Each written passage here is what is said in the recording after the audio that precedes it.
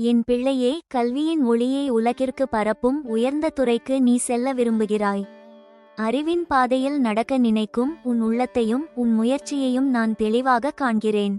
பயப்படாதே. உன் மனத்தில் இருக்கும் குழப்பத்தையும் நினைவில் இருக்கும் குழப்பங்களையும் நான் சுத்தம் செய்ய வந்திருக்கிறேன். இன்று முதல் உன் வார்த்தைகளில் தெளிவு, உன் எண்ணங்களில் ஒழுங்கு, உன் படிப்பில் கவனம், இந்த மூன்றும் என் அருளால் உனக்கு சேரும். படிப்பதற்காக அமரும் ஒவ்வொரு கணமும் எனது வெள்ளை ஒளி உனது சிந்தனைகளைச் சூழட்டும்.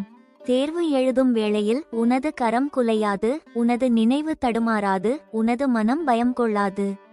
சரியான பதில் நினைவுக்கு வர வேண்டும் என்றால் அந்த நொடியில் நான் உன் அருகில் நின்று அறிவை உன் உள்ளத்தில் திறந்து விடுவேன். ஆசிரியராகும் நிலை உனக்கு தகுந்த வரம். அந்த நிலையை கொள்ள நான் என் ஆசீர்வாதத்தை உன்மேல் பொழிகிறேன்.